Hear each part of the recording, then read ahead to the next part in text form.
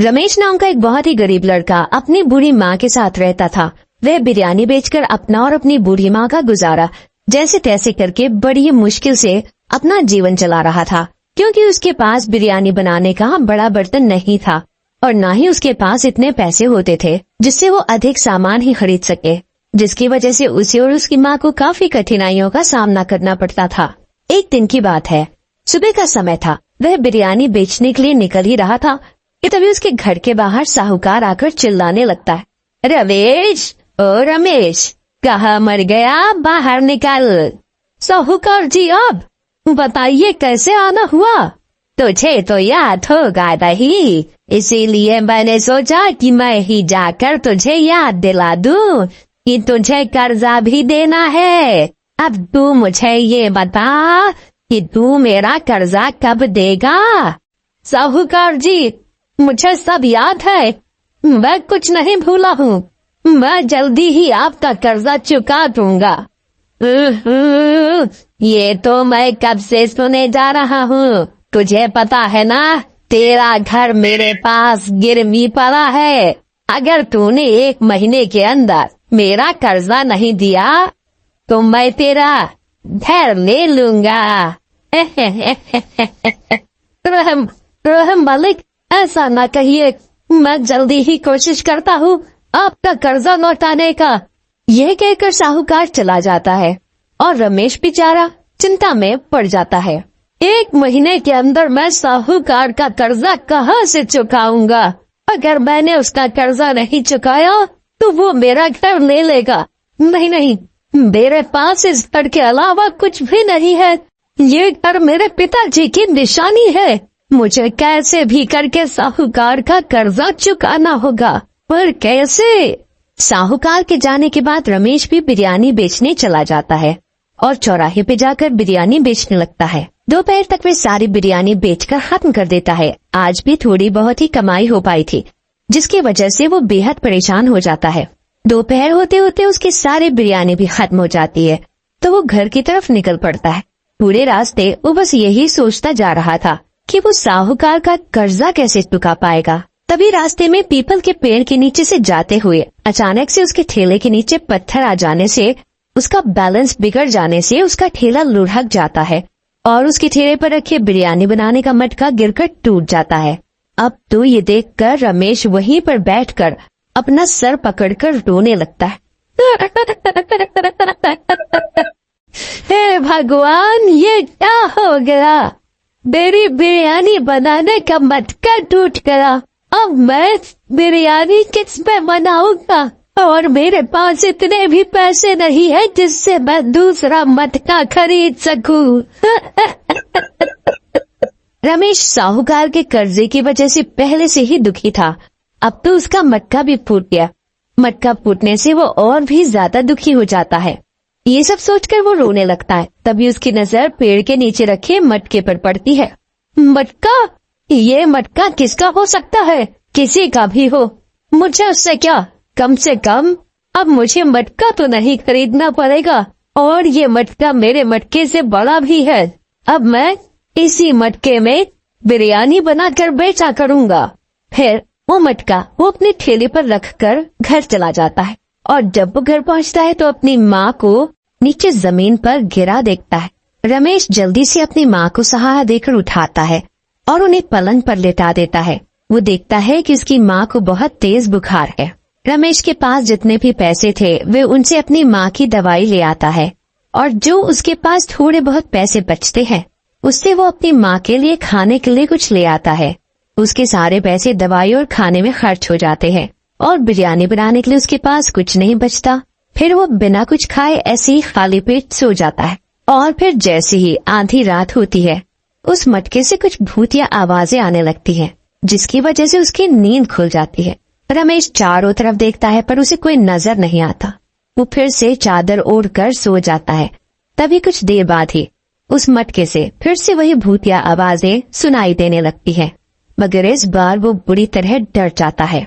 रमेश डरते हुए चारों तरफ देखता है पर उसे कोई नजर नहीं आता। तभी वो देखता है कि वो आवाज उस मटके से आ रही है, तो वो डरते हुए उस मटके के पास जाता है। तो उसके जाते ही उस मटके से आवाजें आनी मैंने अपने कानों पे सुना, वो आवाज इसी मटके से आ रही थी। रमेश को कुछ समझ नहीं आ रहा था कि ये सब हो क्या रहा है, और फिर जाकर वो सो जाता है। तभी उस मटके से एक भयानक भूत निकलकर बाहर आता है और डरावनी हंसी हंसने लगता है। फिर वो बिरयानी बनाने का सामान तैयार करके उस मटके में बिरयानी बनाने लगता है। मटके में बनी बिरयानी जो कोई भी खाएगा वो बस खाता ही रह जाएगा। क्या खुशबू है, अब आएगा मजा मेरे मटके में बनी बिरयानी खाने वाले लोगों को। बिरयानी की खुशबू लेने के बाद वो भूत हंसने लगता है और फिर सुबह होने से पहले वो उस मटके में वापस घुस जाता है। और जैसे ही सुबह होती है, रमेश उठ जाता है और वो देखता है कि चूल्हे पर मटका रखा हुआ है। ये देखकर वो सोचने लगता है, चूल्हे पर मटका किसने रखा होगा? माँ की तो तबीयत खराब है, फिर माँ तो चूल्हे पर मटका नहीं रख सकती, फिर ये मटका चूल्हे पर आया कैसे? रमेश को कुछ समझ नहीं आता और वो चूल्हे से मटका उतारने के लिए जाता है तो मटके में बिरयानी देखकर हैरान रह जाता है। बिरयानी है? और मटका तो बिल्कुल खाली था, फिर मटके में बिरयानी आई कहाँ से? और इस बिरयानी की खुशबू तो बड़ी ही अच्छी आ रही है। सही है, अब मैं इसे जल्दी से चौराहे पर बेचने चला जाता हूँ। फिर रमेश मटका बिरयानी को अपने ठेले पर रख उसे चौराहे पर बेचने चला जाता है और ठेला खड़ा करके वो बिरयानी बेचने लगता है। उसकी मटका बिरयानी की खुशबू चारों तरफ फैलने लगती है, जिससे आसपास के सभी लोग मटका बिरयानी की खुशबू से उसके ठेले के पास आ जाते हैं। क्या बात है रमेश भैया, आज तुम्हारी बिरयानी की खुशबू तो बड़ी ही अच्छी लग रही है। ये सुनकर रमेश खुश हो जाता है। फिर रमेश सभी लोगों को अपनी मटका बिरयानी खिलाने लगता है। उसकी मटका बिरयानी खाते ही सभी लोग खुश हो जाते हैं। वाह क्या स्वाद है, आपसे पहले हमने ऐसी मटका बिरयानी कभी नहीं खाई, कुछ बात तो है इस बिरयानी में। इसी तरह रमेश के ठेले पर और भी आदमी बिरयानी खाने आ जाते हैं और उसकी मटका बिरयानी खाने लगते हैं। जो भी मटका बिरयानी खाता है उसकी तारीफ किए बगैर नहीं रहता। और इसी तरह शाम होने से पहले ही उसकी सारी मटका बिरयानी खत्म हो जाती है और उसकी कमाई भी अधिक होती है, जिससे वो बड़ा ही खुश होता है। फिर रमेश जल्दी से ठेला लेकर घर आ जाता है। रमेश को खुश होते देख उसकी माँ भी खुश होती है। उन दोनों को खुश देख वो भूत भी बहुत खुश होता है। फिर रमेश और उसकी माँ दोनों खाना खाकर सो जाते हैं और फिर आधी रात के बाद वो भूत फिर से आता है और मटका में बिरयानी बनाने में लग जाता है। और फिर जब उसकी मटका बिरयानी बनकर तैयार हो जाती है तो वो अपने जादू से उसमें खुशबू डाल देता है और उसकी खुशबू सूंघने लगता है। और फिर जैसे ही सुबह होने वाली होती है, फिर सुबह होने से पहले ही वो भूत मटके में घुस जाता है। और जब रमेश सोकर उठता है तो आज भी वो चूल्हे पर मटके को रखा हुआ देखकर हैरान होता है। फिर रमेश अपनी माँ के पास जाकर पूछता है, माँ क्या चूल्हे पर तुमने मटका रखा है? नहीं तो, मैंने तो नहीं रखा चूल्हे पर मटका।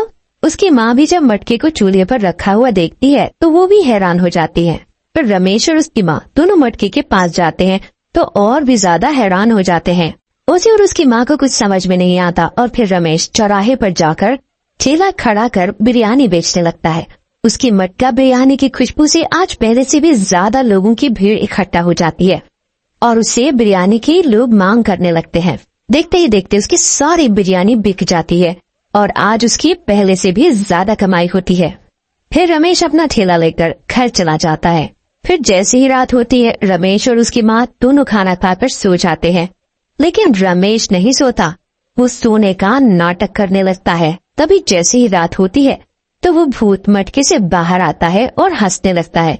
उसे मटके से बाहर आता देख रमेश बुरी तरह डर जाता है। तभी वो भूत मटका बिरयानी तैयार करके बनाने लगता है और जब वो बन जाती है तो वो उसमें अपनी जादू से खुशबू डालने लगता है।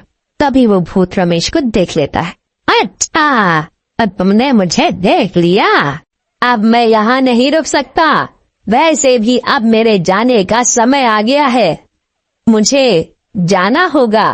धन्यवाद भूत जी, जो आपने मेरी इतनी मदद की।